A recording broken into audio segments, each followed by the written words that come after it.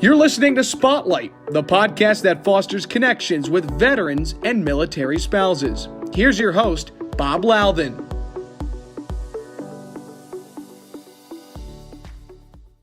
Hey everybody, this is your host, Bob Louthan. Welcome to the Spotlight on the Veteran Crowd Network.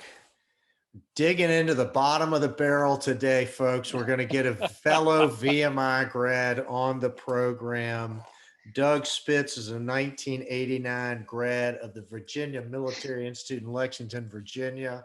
Raw Virginia Mill, as he said, he is the chairman and CEO of i2Pure and i2Pure. We're going to be talking about some technology that he has where they take pure molecular iodine formulations and do things like wound healing. But now, you guessed it, it's a disinfectant that's doing a great job in the control of COVID-19. Doug, welcome to the program, Raw Virginia Mill. Good to have you. Well, thank you very much. I'm glad to be here. Yeah, that's good. Well, Doug and I, had met years ago, but really sort of bumped into one another at an entrepreneurs conference. It was actually being held at VMI. We've talked a lot more since then. Interesting stuff. But before we kind of get into what you're doing now, serial entrepreneurship and everything else you've been involved in, how did you wind up coming to Lexington and going to VMI? I always find that being interesting. So I guess I was really a glutton for punishment because I spent 4 years in military high school. Couldn't get enough of it. Could not get enough of it. And so I went to the Marine Academy of Science and Technology on Sandy Hook, New Jersey, Fort Hancock, which is kind of juts out into the Hudson Bay, or the Hudson River, rather. Right in the New York Harbor from the New Jersey side. And when I was a sophomore at MAST, as it was called, one of the upperclassmen was actually looking at VMI. And I knew that because there was a VMI catalog sitting on his desk. And I walked up to him and I said, well, what's that? And he goes, that's Virginia Military Institute, and it's the toughest military academy in the country. And that was kind of like throwing the gauntlet down for me because I was young and stupid. And I said, that's where I'm going. So that's where I was focused on going. And I made a point to go there, and that's where I went. Yeah, the VMI catalog's not exactly a page turner, but we're probably going to get some comments and some dispute over whether VMI is tough from the, guys at the Citadel or something. But that's okay. Well, they can throw their darts at us if they want to.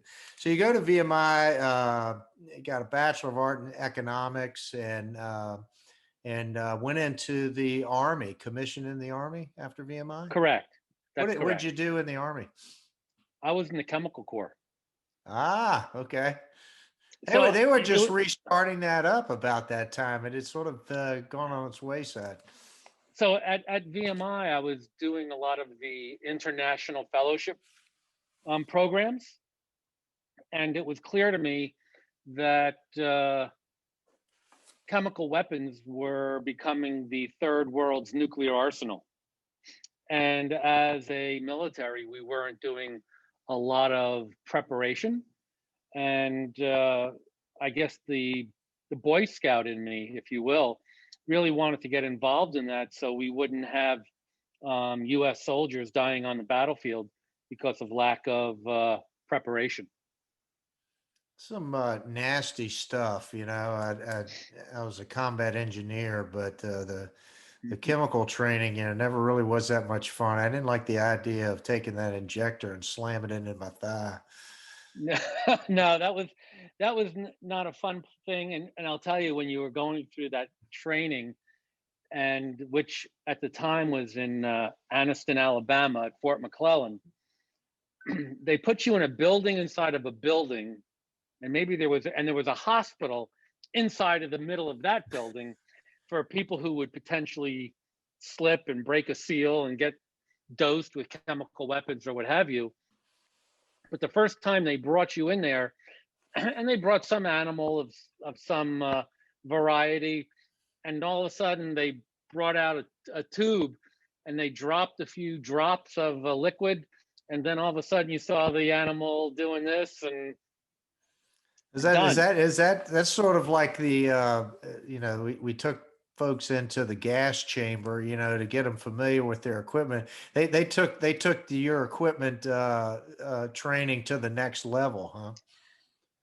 They certainly did, and I'll tell you, it's funny. The first time you go in, PETA's not going to like this, by the way. We're probably going to get a few calls on this. That was a long time ago, folks. The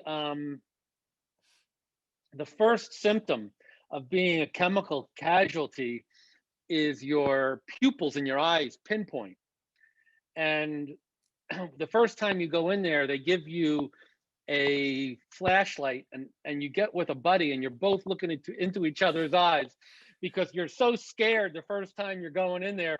You got to make sure, like the first few minutes, that your seals are good, that you don't that you don't go down doing the kick and chicken. The kick and chicken. Okay. Oh my goodness. Well, I'll tell you what, I'm glad I never had to do any of that training. I was the officer in charge of the gas chamber one time, and the NCOIC told the group that was in there they could get out, and it was one of those tents instead of it actually being a block building. And this squad, I made the mistake of being near the door, and it's like I got run over by 11 linemen. I mean, they wanted to get out of there so quick. I ended up being about 15 feet outside the tent where I landed. But so much for being a second lieutenant. Back in the day, we weren't exactly so smart, were we? Hey, you launched. Tell me what you did after you got out of the Army. You've sort of become a serial entrepreneur and an investor. So let's talk about the foundation, business-wise, that that's led to this day. Because I know you've had a lot of entrepreneurial stuff. You're really sort of a serial entrepreneur and investor, right? Yeah, I am. So, but that really didn't start. That's really a culmination of collecting a bunch of different experiences along the way. And that really started about 8 years ago. Right out of after I served, I went into finance. I was in corporate finance. I was in investment banking. And then I went into technology. And the technology piece really caught my eye, because my entire family were involved in healthcare in one way or another. And because of my association with healthcare and knowing healthcare, I also realized that lots of things that were going on in healthcare were antiquated as it related to how do we modernize supporting what hospitals are doing, or how to support patient access. So I really got involved in technology in a big way in the early 2000s around that aspect.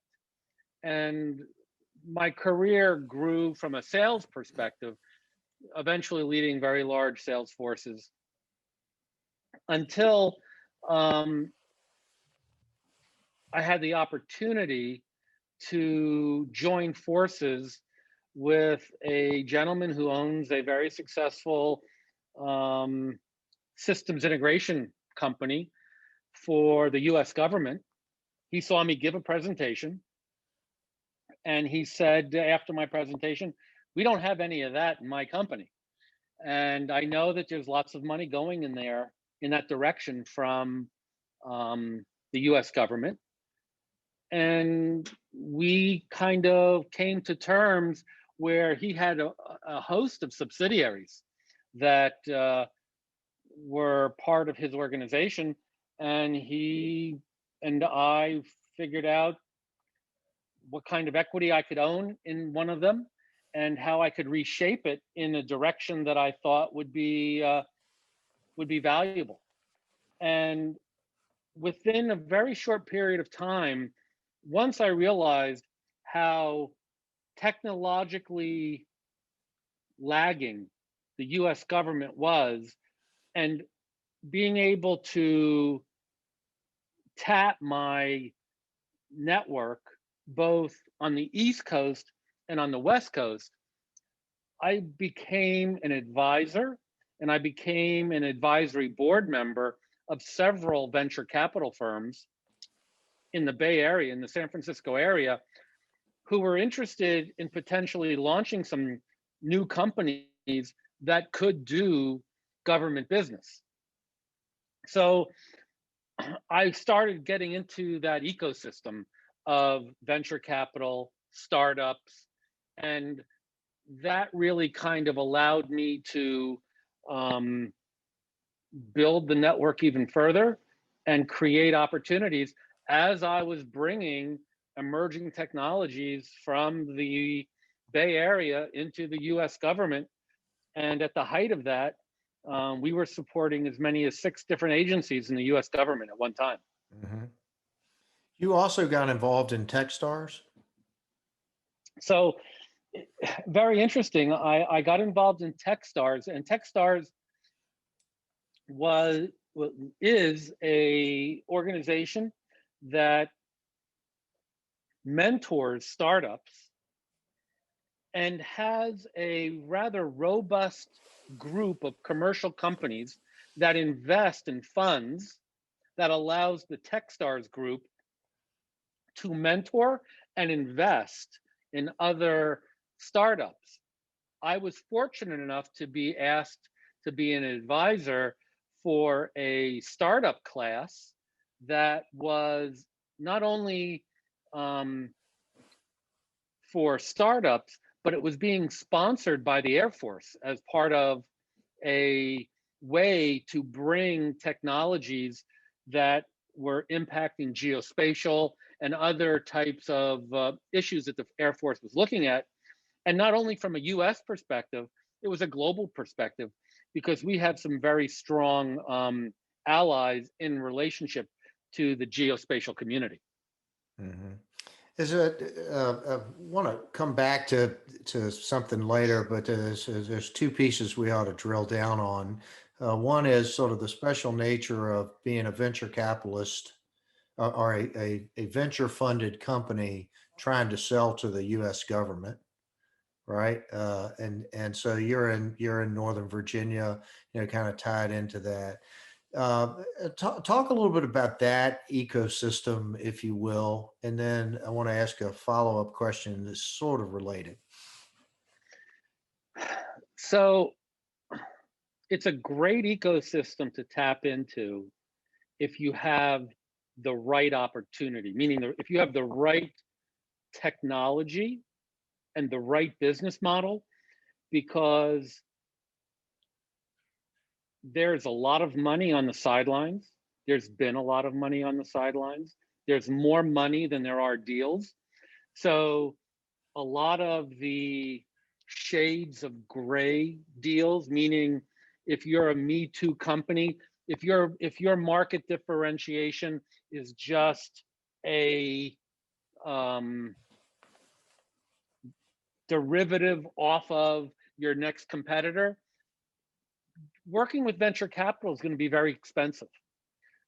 Venture capital is going to see your value, and they're going to understand the technology, but really they're going to evaluate you as a CEO.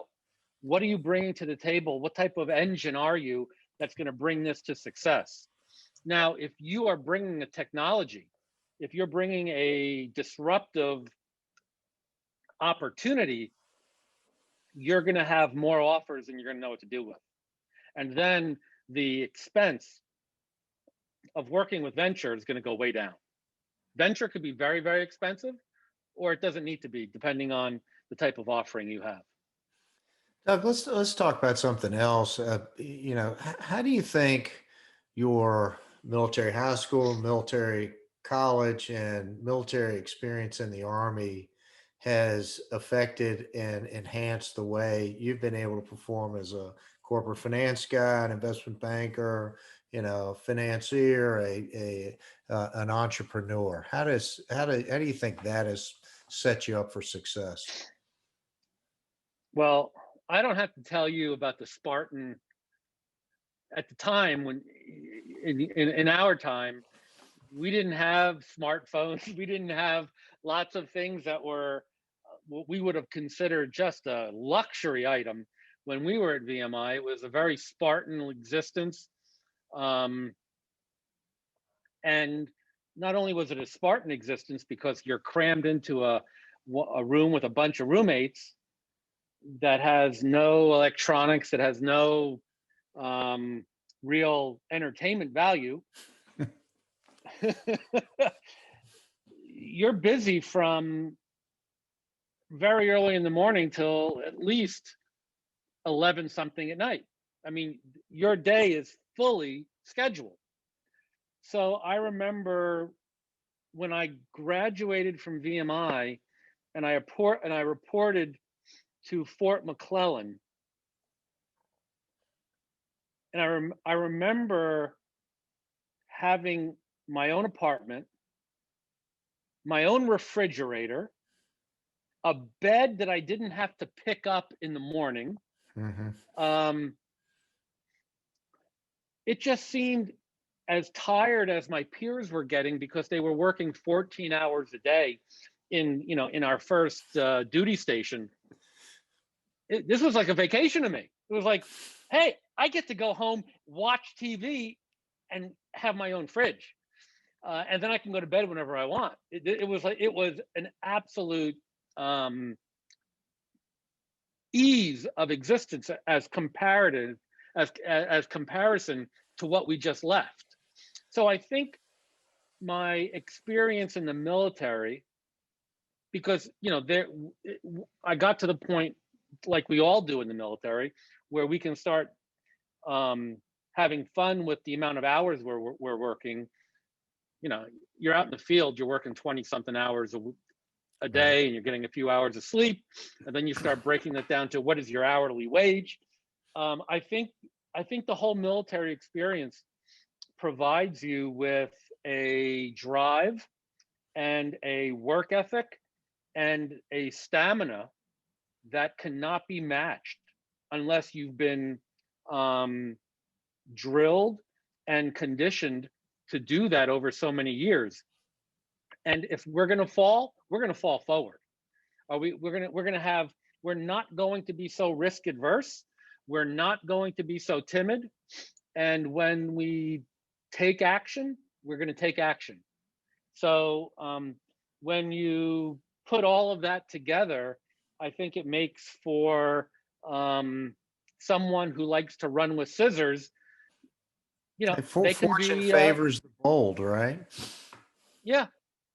So I think that really the whole military education and military experience gives you a degree of confidence, capability, and just a stick-to-itiveness that I don't believe our peers in the civilian colleges possessed.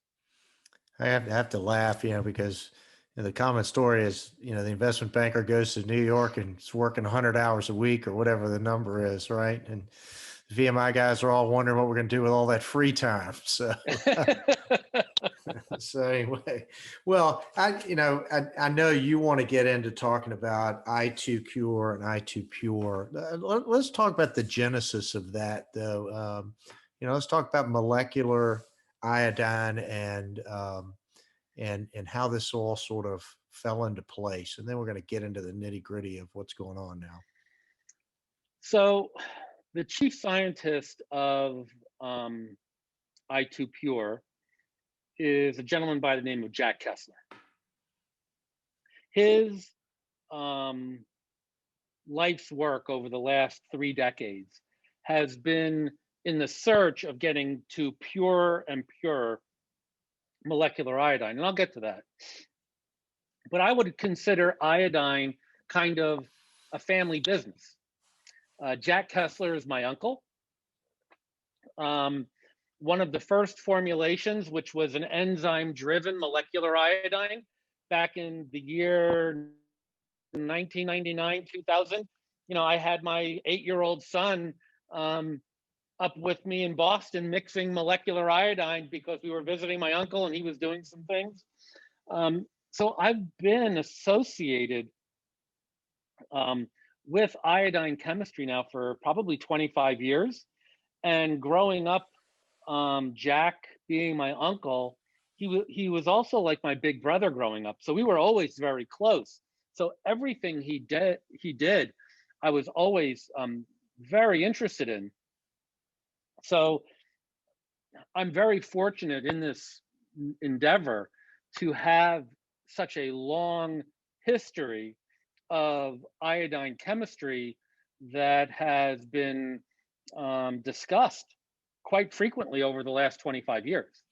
So let's before we get into that, let's take it back. When I was a kid, my mother had a little bottle of iodine, and you'd get a cut, and she would put some iodine on it. You go in for surgery, they scrub you real good, and they take that brownish liquid and swirl it around, and that's a disinfectant.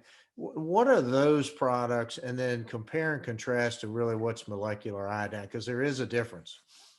Absolutely. So in 1811, iodine was discovered.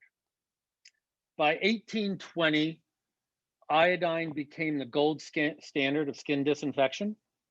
It was first a tincture of iodine, then it was Lugol's, and then it was povidone iodine, which you just referenced about the hospital and the scraped knees, which is betadine, povidone iodine. And these are all iodophores. So let's just pick one, and let's use the one that we're all familiar with, which is betadine. That is a formulation that has 10,000 parts per million, or 1% of iodine. But up until very recently, and by recently, up until the work that we've accomplished, they never were able to tell you how much molecular iodine was part of that 1% of total iodine. And it's a very tiny amount. The molecular iodine, the I2, is the only biocidal molecule in the iodine species family. So you have things like iodide and triiodide, and you have these different iodine acids. And none of them contribute to the biocidal property. So going back to betadine, when you talk about this 1% available iodine, 10,000 parts per million, but when you measure how much molecular iodine is in that formulation, based on how they manufacture it, based on the surfactants, based on the pH, based on lots of different issues, there can only be about 1 to 8 parts per million. So a tiny, tiny amount of molecular iodine, and that 10,000 ppm is stabilizing that 1 to 8 parts. Does iodine exist in nature? It does. It does, right? So it is an element per se, right? Correct. It's an element, and it's found in many different forms, and they call these iodinated species.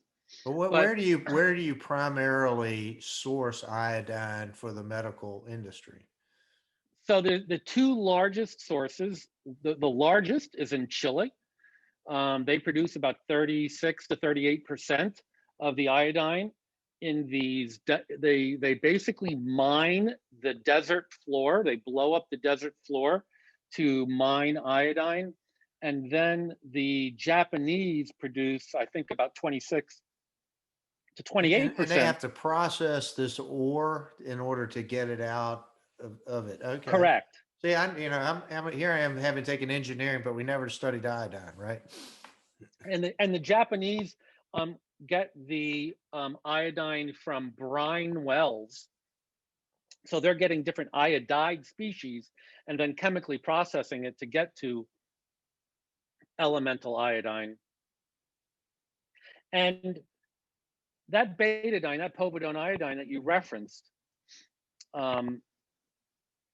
it was created in 1955. And it's one of the most widely used formulations in healthcare in the world. And it has been mischaracterized for the last 65 years. People don't understand, because when you think of everything that you use in medicine, when you think of everything you do with chemicals, generally the active agent has the most severe impact on everything that you're doing. So if something burns, you're going to blame the active ingredient because it's doing the work.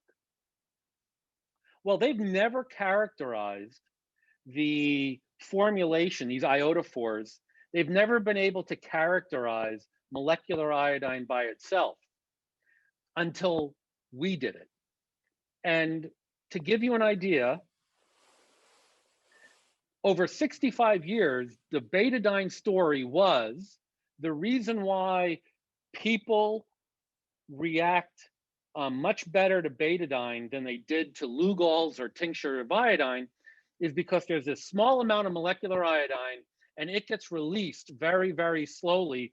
So there's not much molecular iodine on the skin, which would then irritate the skin and stain the skin. Well, that's 1 to 8 parts per million.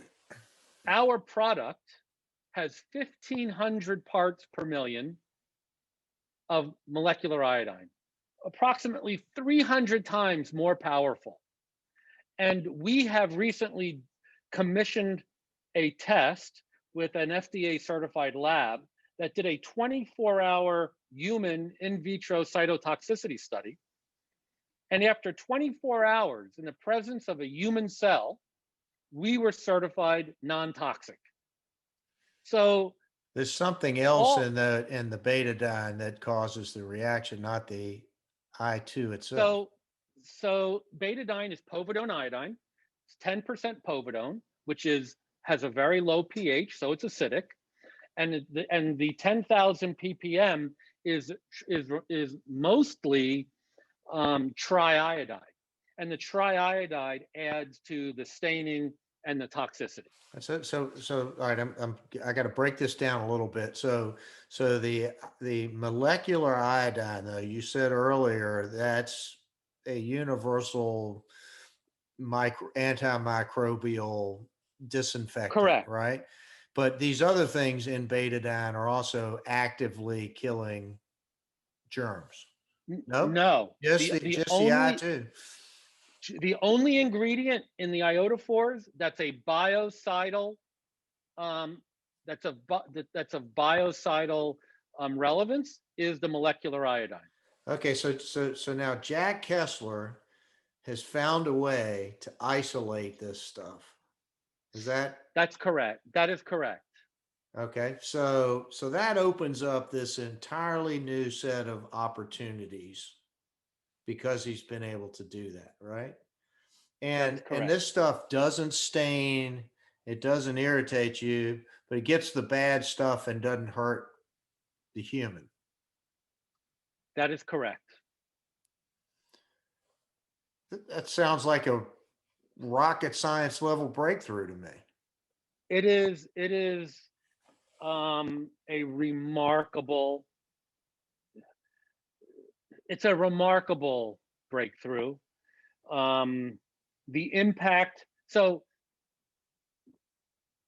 the other thing that's of interest is that I consider Jack the godfather of modern iodine chemistry. Who's the father of our iodine chemistry? The father of iodine chemistry is a gentleman by the name of Valdemar Guittardi. He did all of the heavy lifting as it relates to the mathematical equations of iodine equilibrium and formulations, which enabled Jack to understand these relationships for him to do the work he was doing.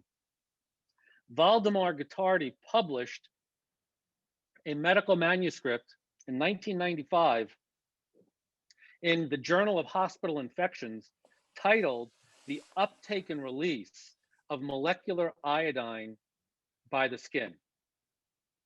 And he used Lugol's to do this study. And the greatest amount of molecular iodine that you were able to put in formulation prior to us kind of getting on the scene was 170 ppm. And Valdemar Guattardi put 170 ppm on the skin.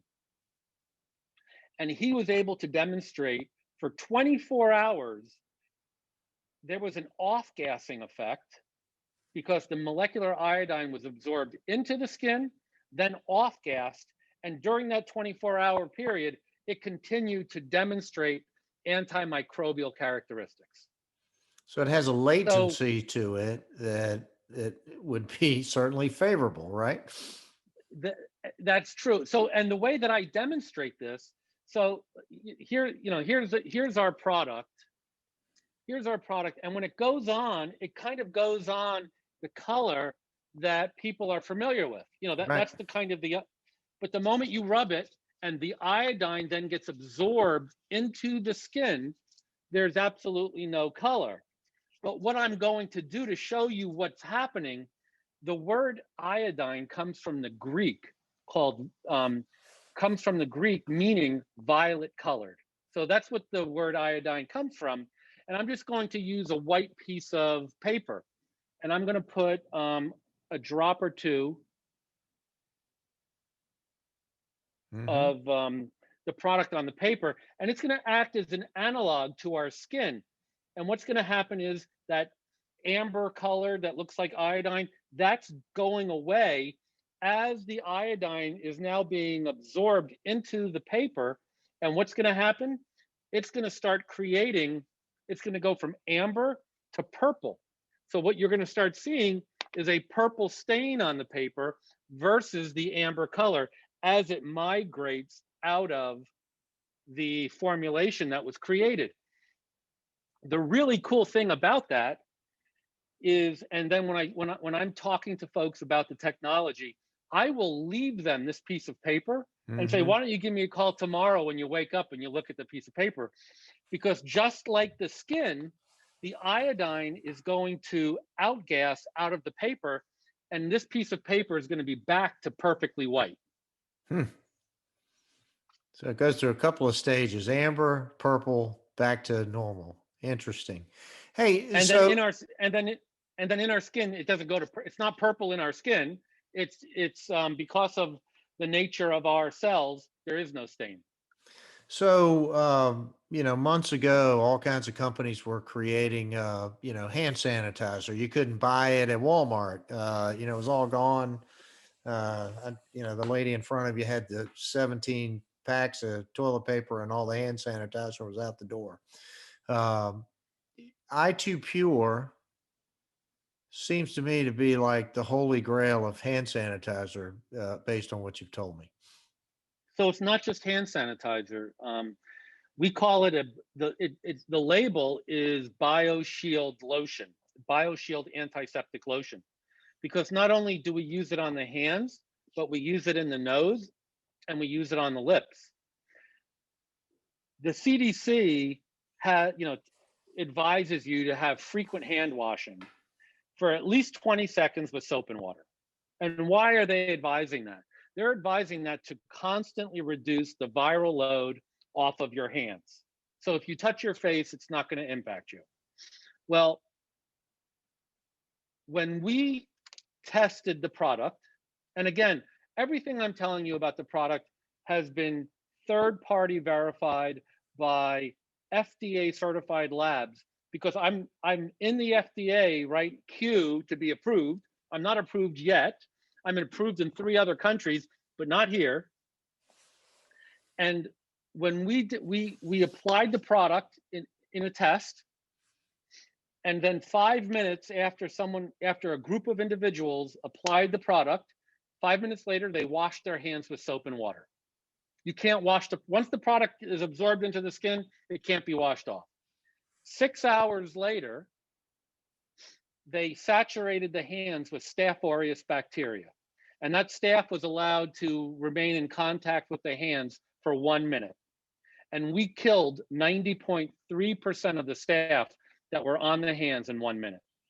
So every surface of the body that we put the product, we're turning into an antimicrobial material for at least 6 hours. A very robust activity. What is the FDA trial, or what are they doing right now? What's the outcome of that going to be if approved? If approved, I'm just going to, hopefully if approved, I'll be able to go on the list of sanitizers to be able to deliver this to people, because I can tell you, we launched in, we're approved in India, we're approved in the Philippines, we're approved in Russia, and we have hundreds of thousands of bottles sold in India. We have not one reported COVID transmission, COVID infection of someone who is using the product the way it's described. As a matter of fact, the state of Calcutta, most people are familiar with Calcutta, the state COVID response team have been using the product for 5 months. The product is exploding in Calcutta in the healthcare sector because all of these doctors were getting sick who were treating COVID patients, and the COVID response team was staying healthy, and they were saying, what are you doing differently? And they said, we use this product, we put it on our hands, we put it in our nose, we put it on our lips, and we gargle with it twice a day. And they have, and no one on that team ever got a COVID infection. And now we have hundreds of doctors in Calcutta who are using the product, and many of them are selling the product in their medical offices to their patients. Well, I just returned from India almost a week and a half ago. While I was there, the deputy chief of police was handing the product out to his officers in Delhi who are on duty, and eventually they'll distribute to all of them at the force of 100,000 strong. When the day I landed, we had a report where I looked at my phone and I saw that an organization that manages real estate by the name of MyGate, they manage 15,000 gated communities in India. There are 2.5 million households in these 15,000 communities, and there's approximately 13 to 15 million residents in these communities, and they signed an agreement with the company to distribute the product to all of their residents as part of a campaign called Breaking the Chain of Transmission. Are they shortening up the FDA process for this, given the fact that we've got this pandemic and it's, potentially so effective in helping prevent the spread of COVID? So I submitted the FDA submission via a EUA, an emergency use authorization, and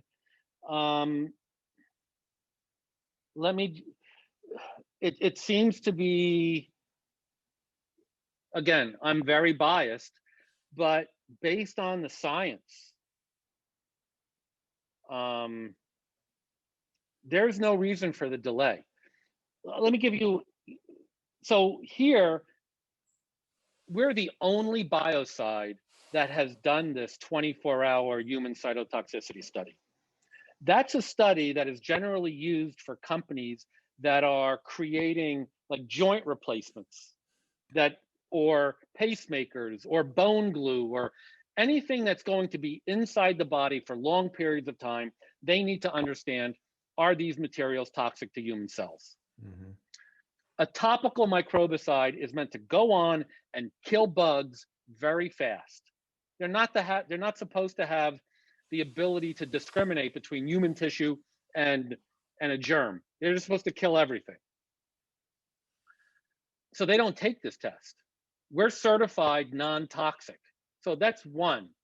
Two, the betadine that you described, when you use it, if you ever had a procedure, a small surgical procedure in the hospital, and they've cleaned your skin, they will use at least 1/2 an ounce of that betadine, of that povidone iodine. They're spreading it There's only, around with a swab. yes, Yeah. yes, they use a sponge and they clean you up. When they talk about risk of iodine exposure, it has to do with the thyroid. There's no other risk. It's all about the thyroid.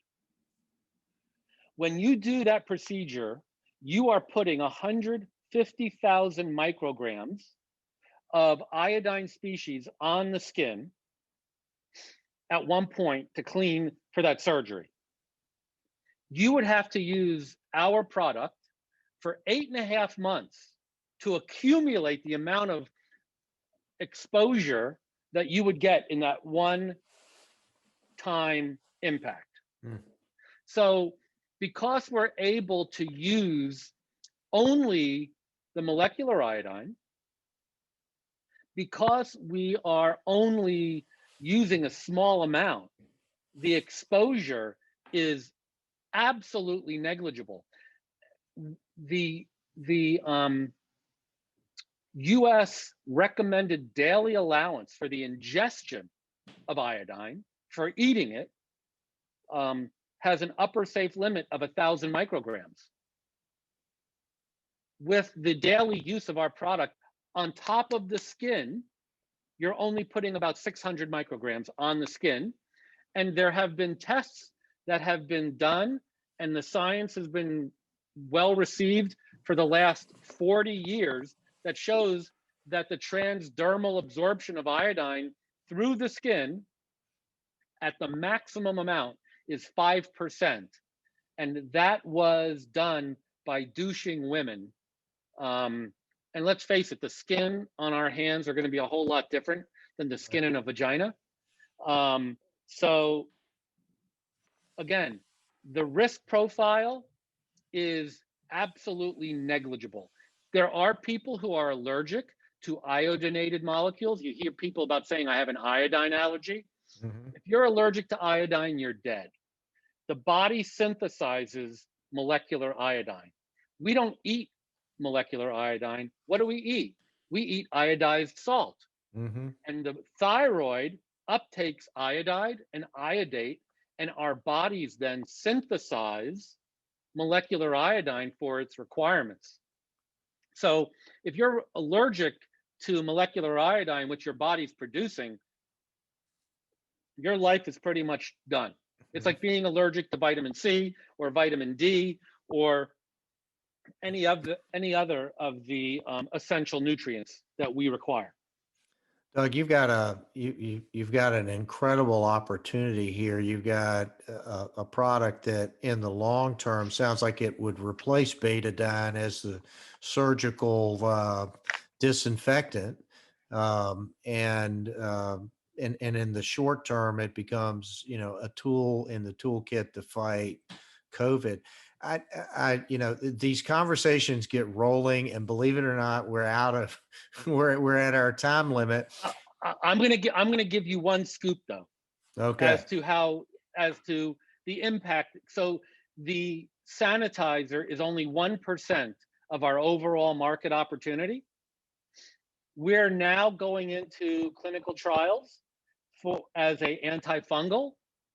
And we just got done with our observational trials.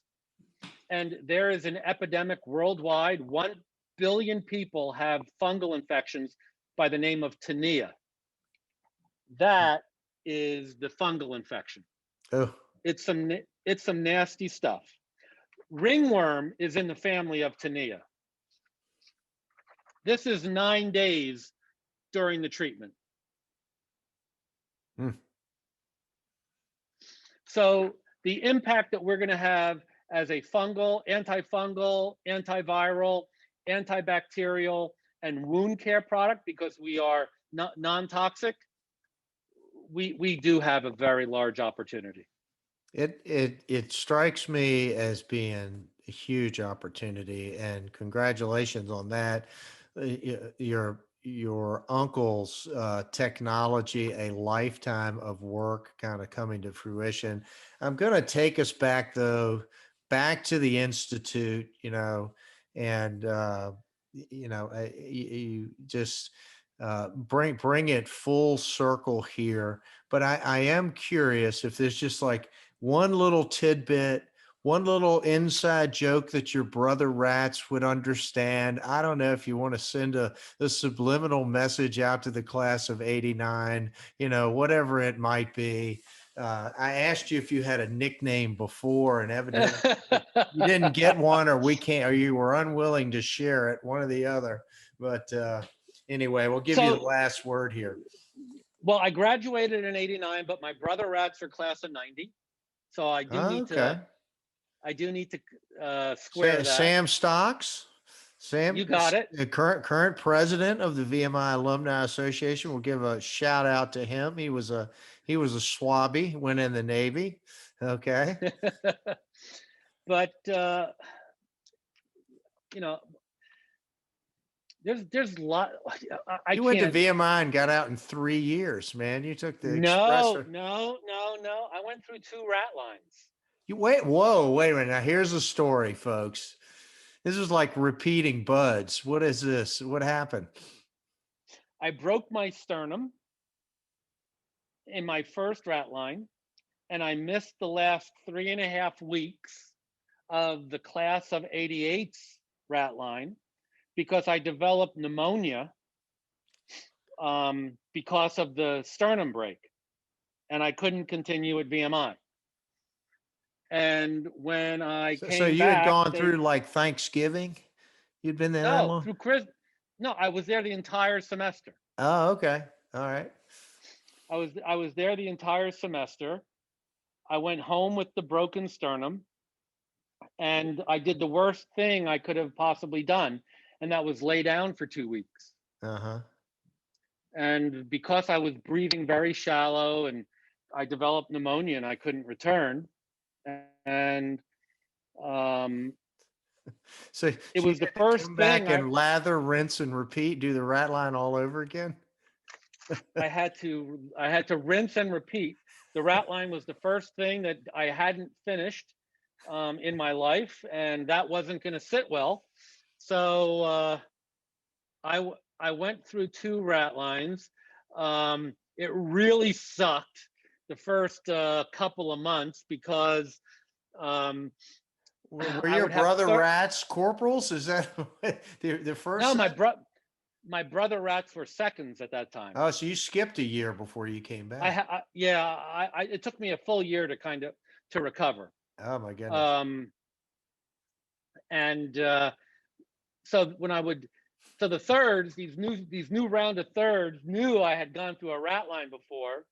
They would go into one of my brother rat's rooms down the stoop, and then all of a sudden I would hear, "Spitz, get out on the stoop. Your brother rat folded his socks wrong. You should have known better. Get on your face." So I was on my face nonstop. But I can tell you, you gave a shout out to Sam, but the class of '90 and the things that the class of '90 have accomplished, my brother rats are just extraordinary. And I am truly blessed to be associated with such an esteemed group of fine men. I come back to that. I'm sure you're proud of both classes, man. If you went through, almost went all the way through the rat line twice, that is just, that's too much to bear. Well, folks, we've been listening to Doug Spitz. He's been my guest today. He's the CEO of i2Pure. Again, taking pure molecular iodine formulations, and it sounds like you got something. It's got a tiger by the tail. Doug, thanks for stepping into the spotlight today. Well, thank you for having me. So, thank you again. Bravo Zulu to you. Thanks for your service in the Army, and that's a wrap.